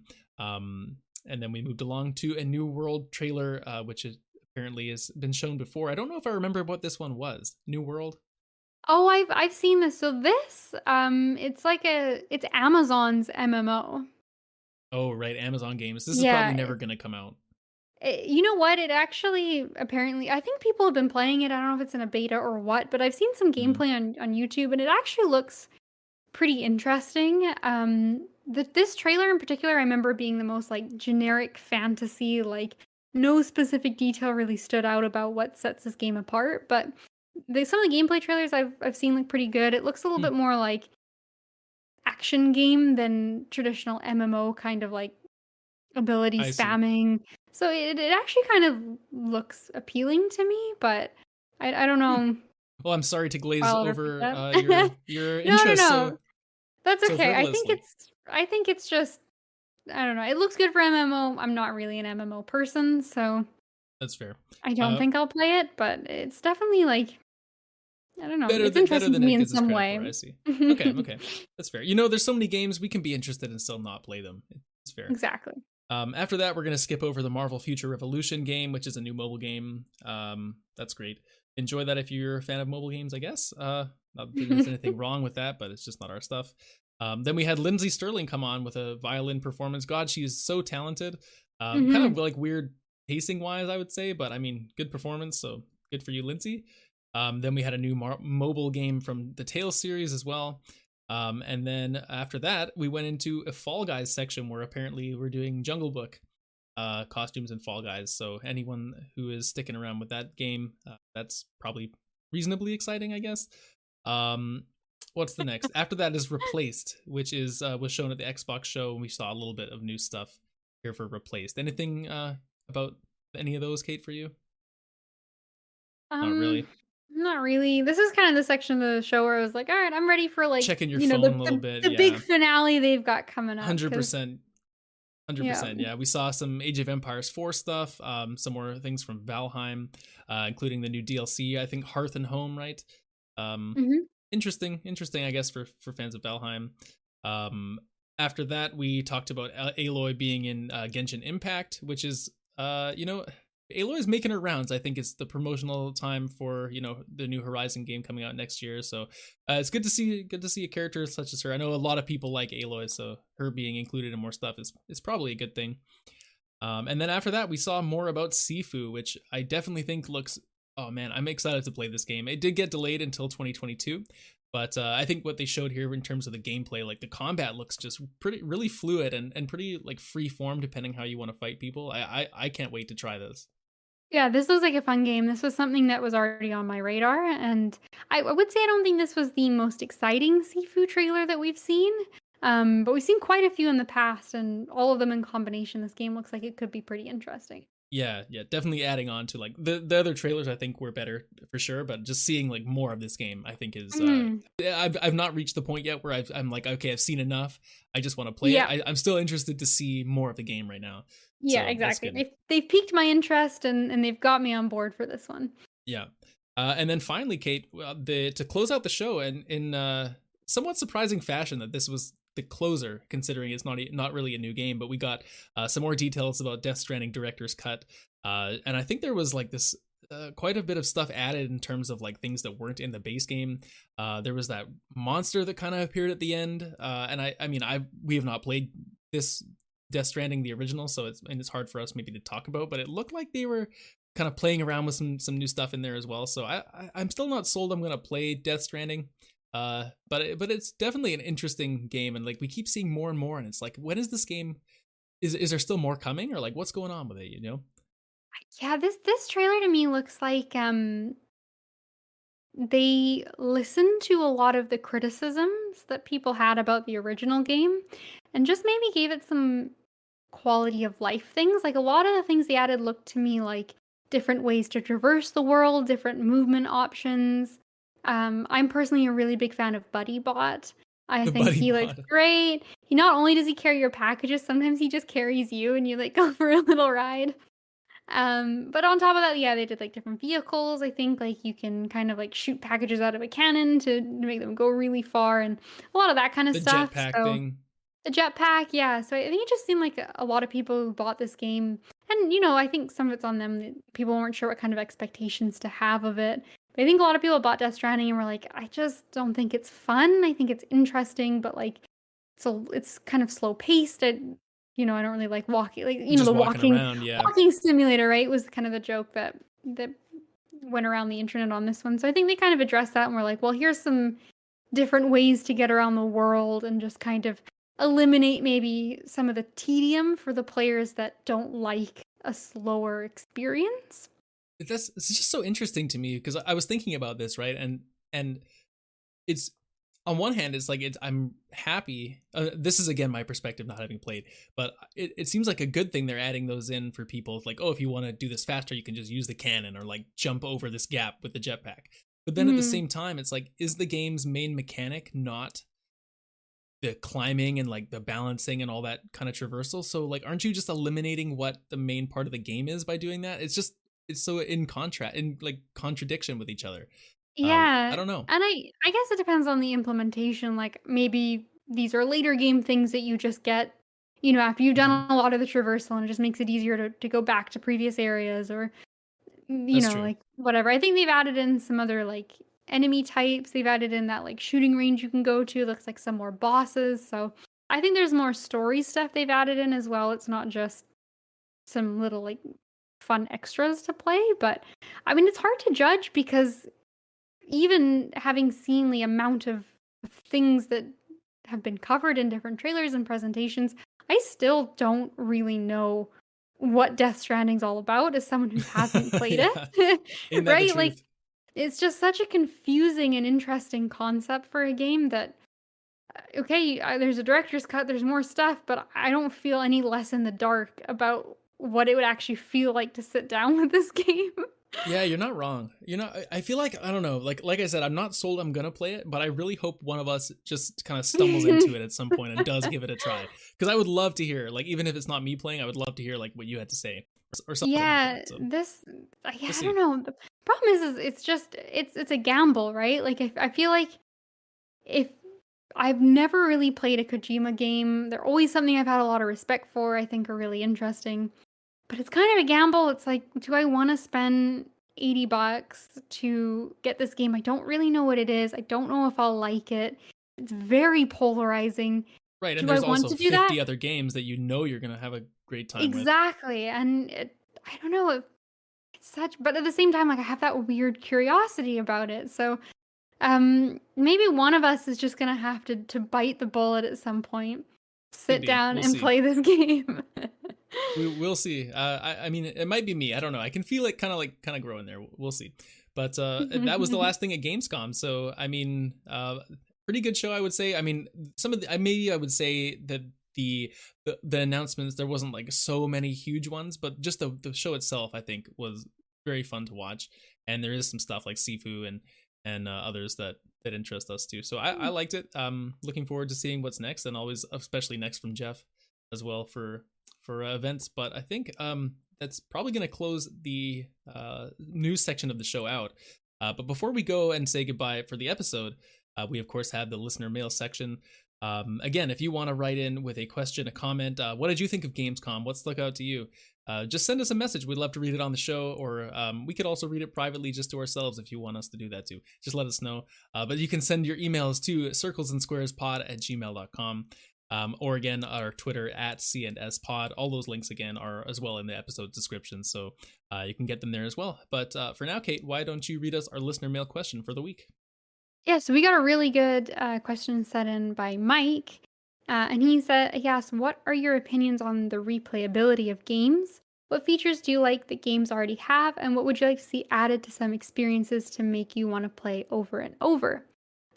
When James asked Kate if she would go back and play Demon's Souls on the PS3, made me think about just playing the new Fractured mode that mirrors the game in the remake, or Master Quest in Legend of Zelda. Sometimes New Game Plus just isn't worth it, and those added modes give a bit more flair. Also, Steel Soul mode in Hollow Knight comes to mind. Yeah, thanks for your Um, question, Mike. yeah, Uh, that's really neat. So I just thought to clarify a couple of things just in case people don't know. The Fractured mode is really cool in Demon's Souls. It kind of like flips like a mirror the whole game. So you do go through the game the same, but just it being flipped it's is just like in Mario actually, Kart. yeah, It really screws you up. it's really disorienting, and so kind of just makes it feel fresh again. Master Quest I think is like that extra hard mode difficulty added on to Breath of the Wild. And then Steel Soul is insane if you are a monster and you play Hollow Knight that way. I believe it's you cannot die, and it actually like ends your game if you die and you have to restart from the beginning. So those Yeah, are yeah. some pretty hardcore replayability options for once you've beaten the game. Yeah, I like the examples you included there because it prompted me to think about this question in a way that I might not have thought about it otherwise. I mean, I don't know what your answer kind of is here, Kate, but I know for me, like my perspective, like I kind of thought about this and I'm like, I just don't replay a lot of games. It's just the way that I am. Like, what would I like to see added to make my experience like I want to play over and over? Like, to answer your question, frankly, Mike, I don't know if there's something they could add that would make me want to replay over and over, because my thing is once I've beaten a game, I like to move on to the next one. Like I keep a list of all the games I've beaten every year, and for the podcast, I like to try and talk about as many games as I can and you know, play a bunch of different stuff. Like I've got a lot of different tastes. So I don't know if there's anything that could really make me want to replay a lot of games, but in the spirit of the question, I came up with like a few reasons maybe they could help. But I don't know, like what are your thoughts on that, Kate? I don't know if you replay a lot of stuff either. Yeah, so I'm in the same kind of boat, and I don't do a lot of replaying. Not necessarily because I don't want to, but just because there's so many games that I never feel like I have time to play them all. It's hard to justify replaying a game when that's taking up time that I could be experiencing something new. But that isn't to say that I never do it. And it's quite a bit of time afterwards from beating the game that I just kind of get that itch, or I'm like, oh, I really enjoyed that. That was a great game. I'd love to experience it again. So there are a couple things that get me back into it. Usually, if it's a really story-driven game and it has like branching paths and narratives, like something like the Banner Saga series that I always go on about, it changes drastically depending on some of the choices that you make. And so I have gone back and kind of replayed some of that series, just making different things and seeing kind of like the what if and seeing how different it is. Yeah, Um, I actually put that as one of my answers too, like the branching path type of thing. And not that the Banner Saga is my example because I've not even actually finished my whole playthrough, but the branching path thing, like I remember one of the games I have replayed quite a bit is Heavy Rain because I wanted to get the platinum mhm, trophy and go and see all the endings. And sure, you can jump around and kind of not do like a full replay through, but I was replaying quite a bit. And so like branching path type stuff, even something like Papers, Please, it's not like mhm, branching paths, but depending how you manage yourself, it can have like different things happen in the narrative. So that's definitely like something that came to my mind was like if you can have different outcomes from playing. mhm. Yeah, so I think that's a big one. One of the other things I thought about, and it's a shame it's not normally baked into the game. It's typically more of something that the community comes together and mods or adds on as other modes. So I guess this kind of qualifies as like what I would like to see added is a lot of like randomized modes. So for example, every now and again I get an itch to play Pokemon. And I don't really enjoy playing a lot of the Pokemon games now. But I just sometimes, I don't know if it's comfort food or what, but I just want to have a weekend where I play some Pokemon.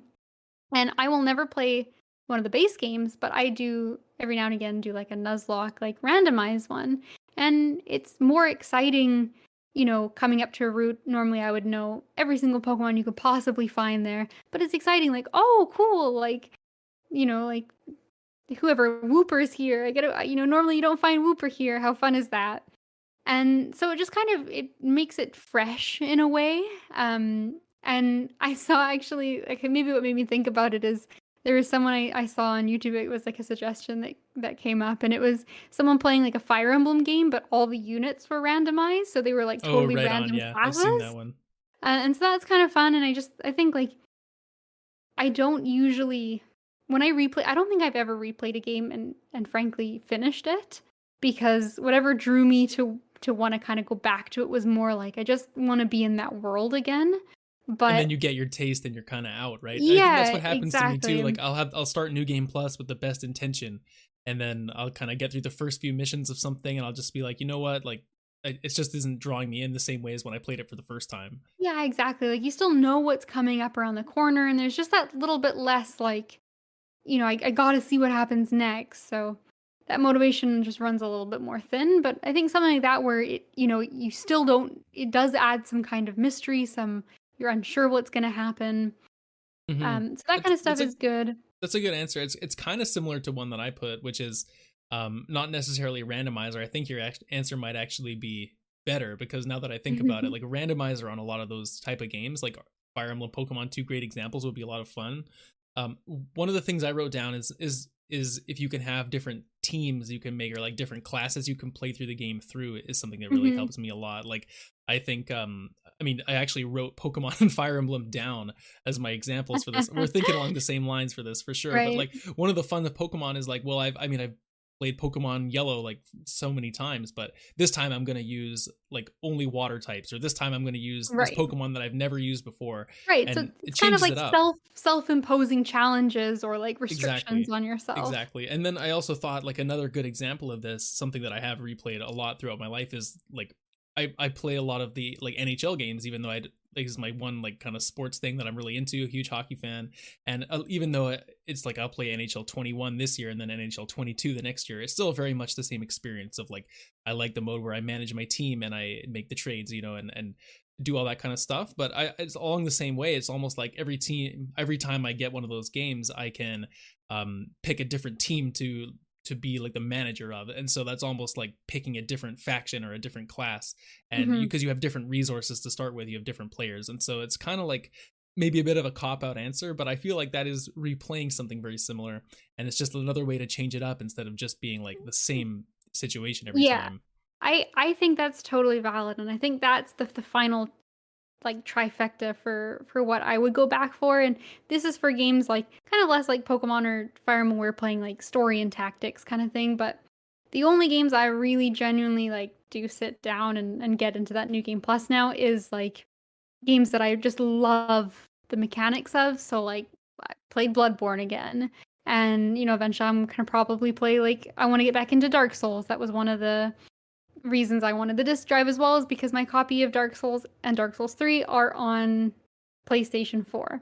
And so I'm gonna want to replay those for at some point. And you pick different weapon and you kind of do like a different build. So it feels different to play. Like maybe this time, you'll be an archer, or maybe you'll go down a magic route. And so And it it changes. fundamentally changes how you play that way too. Exactly. It does change how you have to approach combat. So even though it never quite captures the magic of that first time through where, you're like astounded by the boss that comes out, or you get to a new area and it's full of wonder and mystery, but it does change how the game feels, and it's really neat to kind of see, how different a situation can be. It's like, wow, like I had no trouble with that on my first playthrough, but now this is quite hard because my weapon doesn't have the same reach that it had, or sometimes vice versa. Like, oh, I didn't have as much trouble with this boss as I did last time. So that's quite fun, and honestly, like when you love a game so much, it's just nice to have an excuse to go back to it. But in combination with that too, I will say like those games also have like events that are really nice. The community is really great, and they do like the return to. So I think there's one for Demon Souls coming up pretty soon, and because there's that online component, it's really nice just to see like so many people in it, and the game's really vibrant, and people are helping out with bosses, and so kind of like that community aspect that sort of gets you back into it. And all over Reddit, they're like, "Oh, we're so excited! Like, come on, guys, we got to play this week!" And just kind of like getting caught up in the atmosphere, I think Yeah, helps to make it feel like an event instead of just replaying a game. that's true too, and that's one thing we didn't talk about is like multiplayer stuff or online stuff, because that's obviously a way different conversation. Like I've played like over 100 hours of Apex Legends. Well, Like exactly, it's and not like like you're replaying it in the same way. yeah, exactly. That's I wouldn't consider that replaying, because I think those games are meant to be infinite, right? There isn't an end point. And I even Yeah, considered a couple games like Undertale or Nier, where when you replay the game, it's different on the next playthrough because it remembers that you've beaten the game, and so some things change. And yeah, I wasn't sure if I considered that replaying, because it's kind of more like the story continues but goes down a different yeah. Something like path. Hades Like, also, where it's like technically the yeah, credits rolled, but I mean the narrative is far from done, and you have to do like that 10 run standard to yeah, get it. exactly. So I felt kind of like an obligation to point out games like that, but I don't think I consider that replaying in the same way as like, I beat an RPG, the story finished, it's over. If I was to replay it again, it would be the same game. I can choose to do different things or make adjustments, but like the game is not changing for me. I'm changing for the hmm game. hmm So I don't know. Maybe that counts, but I kind of It self-imposed counts in a that way. It on counts in a way. myself. Like one of the Hmm. other things that I had written down here was, um, I mean, I don't know if this counts either, but it's like I'm interested in, or I would be interested in more remasters of games that I played before. Like Hmm. I was saying on the last episode that I was excited to play the Dead Space remaster, and so technically I played Dead Space before.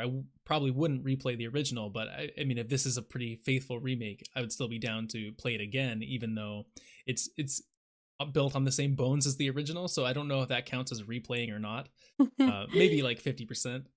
I think maybe it counts, but I think what we keep getting back to is when you want to replay something because you enjoyed your time in the game and you want to re-experience it in some way, but it needs to have an element that makes it feel fresh and that gives you that motivation to keep playing once the novelty of like I'm back in the world, it's familiar, it's comfortable, like that almost like nostalgia is kind of that is fleeting in a way, right? Like that Definitely. is a short-term desire, and then is there something to keep you around? And it's usually there's some kind of freshness that keeps you hooked or asking more questions, or it's just some really really incredible solid gameplay that you just can't get enough of. You make a good point about the nostalgia being fleeting, because I was gonna say like nostalgia is a big reason that would bring you back, but I could sit here and talk a good game about. I would love to replay like God of War 1 or 2, or replay, like Paper Mario on the N64. But and I sure the first 3-4 hours, I would be enjoying it. But then would that nostalgia fizzle out, and would I be able to make it through to the end? Like, probably not. And what I was going to say, maybe to close on, is there is one game which was nostalgia brought us back, and we replayed it and beat it all the way through, and that was Crash Bash. And so maybe that's true. Maybe another way to get you to replay something is to when it's something multiplayer you can do with somebody, where we're like, we played this before, we both have that nostalgia, but this time because it's both of us together, we can push ourselves to like get through it and like have that kind of challenge. So I thought that's kind of an interesting wrinkle to it too, as if it's multiplayer. That's true. That's a good variable. And I think it's funny you bring up Paper Mario as well, because I replayed that game, but I played it with someone who had never played it before. And so it was fun to kind of re-experience it, but through the lens of someone who was experiencing it for the first time. And I had that backwards experience with Danganronpa, where I played with someone who had played the series, and they were getting that kind of backseat, like, who does she think the killer is this time? And like, like kind of leading me down, like, well, what do you think happened? Like, is your favorite character safe? And so I think that's another way to replay, is to kind of like experience it socially, because it's interesting to see how someone perceives it, maybe similar or different to how you did, and it's kind of a way of making it fresh and new again. So Yeah. I definitely think, having a second person or a multiplayer aspect changes it a lot.